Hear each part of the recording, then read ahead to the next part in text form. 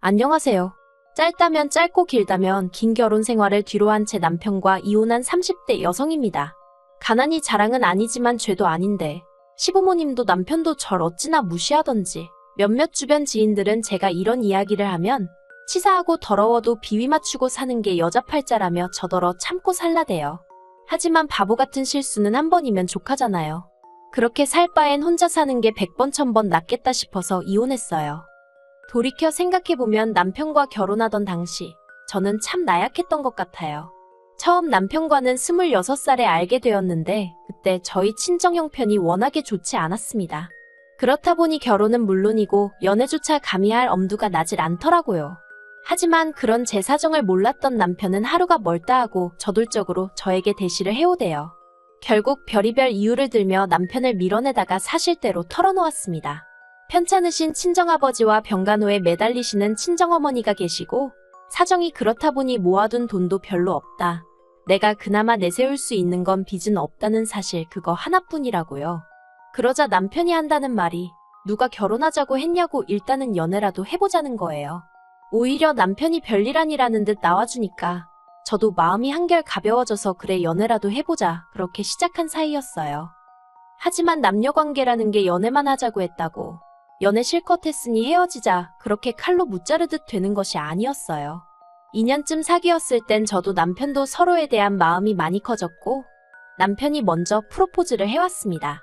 하지만 당시에도 저희 친정의 상황은 도통 나아지질 않고 있었고 저 또한 직장 생활을 하며 번 돈 대부분을 친정 부모님 부양하는 데 쓰고 있었거든요. 그렇다 보니 결혼 준비는 전혀 되어 있지 않았습니다. 그래서 마음은 찢어질 듯 아프고 고통스러웠지만 남편의 프로포즈를 거절했어요. 그런데 이번에도 남편이 쉽게 저를 포기하지 않더라고요. 이후로 3달 가까이 남편은 저에게 매달리며 계속해서 다시 한번 생각해보라 저를 설득하려 들었습니다. 저더러 하는 말이 저에게 돈이 있었다면 자기랑 결혼했을 것 같냐고 만약 그렇다고 싶으면 결혼하자대요. 시부모님 되실 분들도 이미 제 사정을 어느 정도 알고 계신데 그런 건 상관없다고 하셨다면서요. 사실 남편은 저를 만나기 전까진 평생 혼자 살겠다는 독신주의자였답니다. 그런데 저희 남편이 4대 독자거든요. 그렇다 보니 시부모님뿐만 아니라 시조부모님까지 뒷목 잡고 거의 쓰러지다시피 하셨다대요. 그런데 그랬던 남편이 저를 만나고 달라진 거예요. 그러니 시댁 입장에선 제 조건이 어떻건 간에 애딸린 유부녀만 아니면 된다는 식이었던 모양입니다. 하지만 사람 마음이라는 게 화장실 가기 전하고 갔다 와서 하고 다르다고 하잖아요. 저희 시부모님도 별반 다르지 않았어요. 일단 집부터 얘기해보겠습니다. 저는 그래도 있는 돈 없는 돈 다 끌어모으니 2천 정도는 되더라고요. 그래서 제가 모은 돈으로 가정가구를 하기로 했고 어머님 아버님이 집을 해주신다 하셨어요.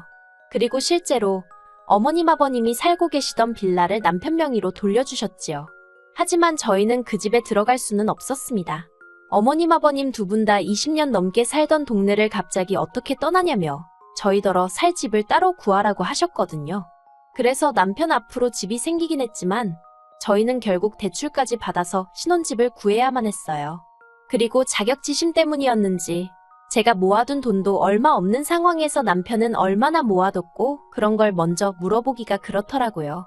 혹시나 제가 남편 재산에 관심 있는 것처럼 보일까봐 무척 조심스러웠어요. 그렇다 보니 남편이 얼마나 모아뒀고 그런 걸 꼼꼼히 따지질 못했네요. 다만 남편이 지나가는 말처럼 1억 좀 안 되게 모았다고 했던 것만 어렴풋이 기억을 하고 있을 뿐이었지요. 그런데 막상 집을 구할 때 보니까 1억은 무슨 5천만 원 좀 넘게 들고 있더라고요. 물론 저보다야 많이 모아둔 건 사실이지만 남편이 저보다 3살이나 많았고 시부모님 가게에서 같이 일을 하며 월급은 넉넉히 받는다고 자기 입으로 몇 번이나 얘기했던지라 솔직히 좀 당황스러웠다고 해야 할까요? 생각보다 대출을 많이 받아야 했거든요. 그래도 평생 못할 것 같은 결혼도 하고 신혼살림을 꾸리기 시작한 이후로는 한동안 모든 것이 즐겁게만 느껴졌습니다. 이렇게 표현하면 어떨지 몰라도 평생 가난한 친정 뒤치다꺼리만 하다가 제 인생이 끝날 것 같았는데 남편을 만나 이후론 한마디로 숨통이 트인 기분이었네요. 하지만 그 좋은 시간은 오래가지 않았어요. 식을 올리고 1년도 채 되지 않은 시점이었는데 어머님이 저를 자꾸 당신 주변 분들 며느리하고 비교를 하기 시작하셨거든요. 누구 집 며느리는 핸드백을 사줬다더라. 누구 집 며느리는 이번에 지 시부모 데리고 해외로 여행을 간다더라. 솔직히 저도 사람인데 아무리 어머님 본인 입으론 그냥 하는 소리라고 하셨지만 왜 눈치가 안 보였겠어요.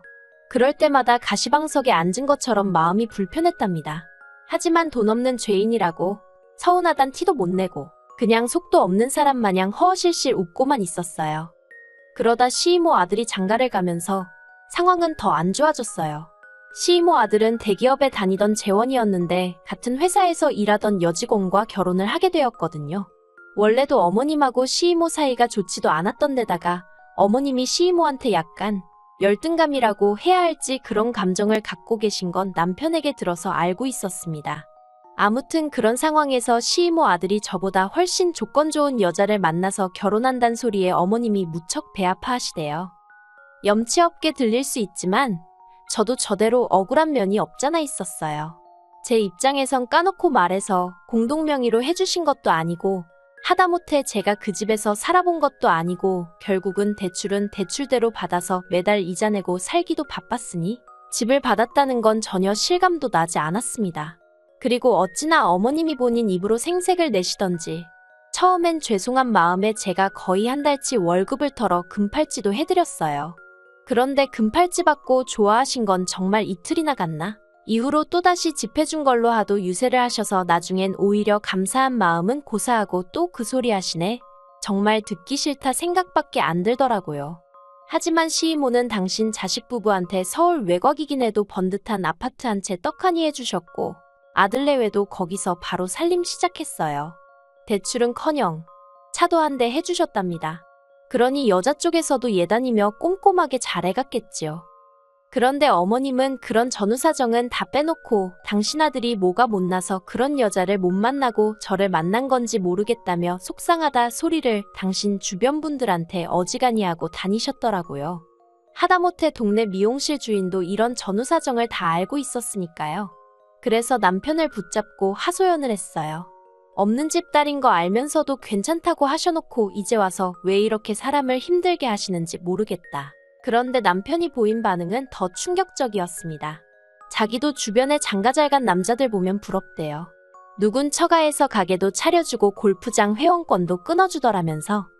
그런 말까지 들으니 정말 남편 하나 믿고 시집 온 제 자신이 바보멍청이 같고 이제 이 집에서 믿을 사람 하나 없다는 생각에 그러면 내가 뭐하러 버티고 있나 싶대요.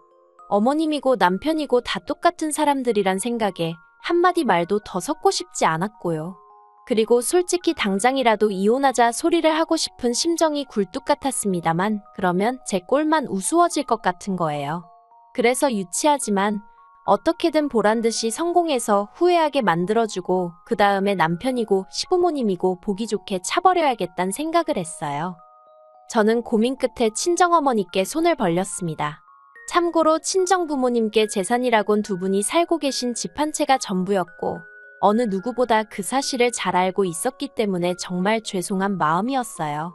그래도 친정어머닌 줄곧 제가 시어머니한테 인정받지 못하는 이유가 다 당신 때문이라 생각하셨기에 제 부탁을 두말 않고 들어주시대요. 집을 담보로 대출 5천만 원을 받아주셨거든요. 그리고 저는 그 돈으로 작은 사업을 시작했습니다.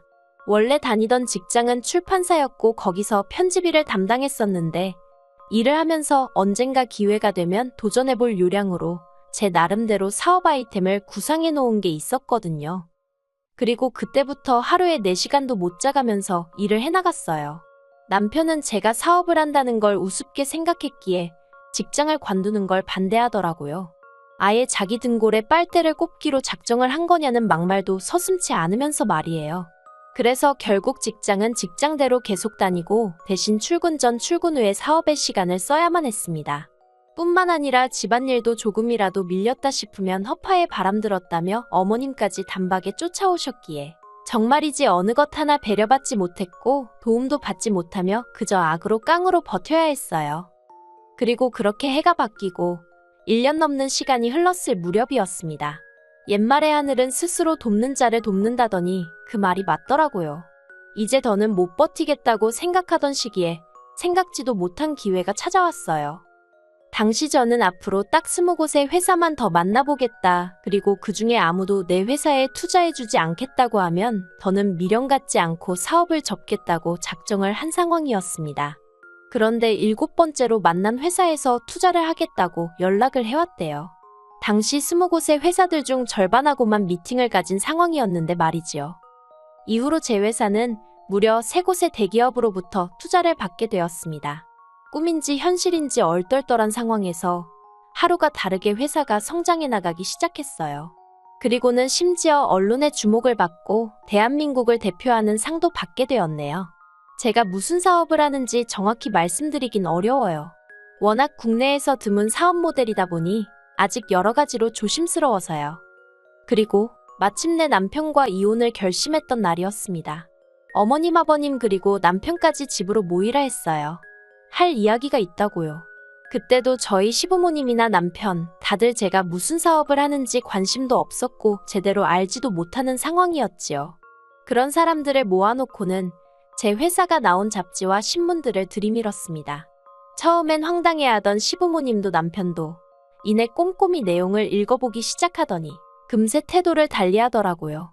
특히 어머님이 보이신 반응은 가관이었습니다. 당장 좀 전까지도 차려놓은 것도 없으면서 시부모를 오라가라 하느냐고 있는 대로 짜증을 내셔놓고는 대뜸 저더러 그동안 고생 많이 했겠다며 수고했다 하시는 게 아니겠어요? 아버님도 언젠가 제가 사고 한번 제대로 칠 줄 알았다면서 잡지며 신문기사를 당신 핸드폰으로 찍으시고 지인한테 전화하시고 그리고 무엇보다 남편이 보인 반응은 어이가 없었어요. 그러면 이제 자기는 뭘 하면 되냐는 거예요. 자기가 대표를 하고 저더러 경영을 하면 되겠다면서 제가 황당해서 당신이 왜 대표를 하냐고 물었더니 원래 사업 같은 건 대표가 남자라고 해야 사람들이 신뢰를 갖는다나요. 어이가 없어서 그럴 일은 없을 거라고 딱 잘라 말했습니다. 제가 이렇게 다들 모이라고 한 건 오늘 남편과 이혼한다는 말을 하려고 그런 거란 말을 덧붙이면서 말이에요. 그러자 어머님이 그게 무슨 소리냐면서 뜬금없이 무슨 이혼이냐고. 이제 사업도 잘 풀렸는데 그러면 잘 살 생각을 해야지 이혼이 말이나 되냐면서 목소리를 높이셨습니다. 아버님도 저더러 여자가 이혼 소리 하는 거 아니라고 어른들 모셔놓고서는 별말 같지도 않은 소리를 한다면서 화를 내셨지요. 그리고 이내 남편이 제 손목을 잡아 끌고 안방으로 가자대요. 그렇게 방문이 닫혔고 전 팔짱을 낀 채로 남편을 가만히 쳐다봤어요. 그리고 제 속내를 파악하지 못한 남편은 갑자기 이러는 이유가 뭐냐면서 대화로 풀자는 거예요. 그래서 제가 풀고 말고 할 것도 없다고 단지 당신과 결혼하고 난 이후로 지금까지 거진 3년 가까이 가난한 친정을 뒀단 이유로 얼마나 내가 무시를 당했냐고 그 시간이 떠오른다고 했어요. 그리고 그 시간 덕분에 내가 여기까지 올 수 있었던 것 같다며 남편에게 고맙다고 했지요. 남편은 이혼은 절대 못한다 하면서도 이혼하면 사업의 절반을 자기한테 줘야 하는 건 알고 있냐며 이죽거렸어요. 부부 생활 기간에 일군 사업인 만큼 절반은 자기 몫이라면서요. 하지만 남편이 보탬이 된 것도 전혀 없었고 하다못해 사업을 시작하게 된 자금마저 친정어머니에게 빌려서 상환하였으니 그리고 무엇보다도 남편에게 이혼 이야기를 꺼냈을 땐 이미 법적으로 반년 이상 알아보고 만일의 경우를 대비해 조치도 다 해놓은 상황이었거든요. 그래서 남편이 뭐라고 떠들건 간에 걱정이 전혀 되질 않았어요. 그리고 결국 1년여의 지리한 싸움 끝에 저희는 이혼을 했습니다. 남편은 이혼 소송 중에 제 재산을 알게 되었고 그 절반이 자기 몫이라며 억지를 썼지만 남편 쪽 변호사도 고개를 내저을 만큼 남편이 기여한 바가 하나도 없었거든요. 결국 남편 쪽 변호사가 두어 차례 바뀌기까지 했지만 결과는 달라지지 않았어요. 제가 이겼고 오히려 위자료로 얼마 안 되지만 받았지요. 그리고 남편은 제 변호사 비용까지 부담하게 되었는데 2중 3중으로 돈이 나가게 생겼다며 끝까지 저더러 양심이 있으면 얼마 정도는 보태라는 헛소리를 하대요. 당연히 안 보태줬지요. 그리고 지금 저는 전에 없이 자유롭게 그리고 열정적으로 살고 있습니다. 물론 어머님처럼 전후 사정은 생각지도 않고 이혼녀라고 손가락질하는 사람들도 있지만 한편으론 많은 사람들로부터 새로운 출발을 응원받고 있기도 해요. 그리고 저는 더 이상 가난하단 이유로 움츠러들어서 할 말도 못하는 바보가 아니거든요. 저는 이제 제 능력을 믿기에 앞으론 꽃길만 걷게 될 거라고 확신합니다.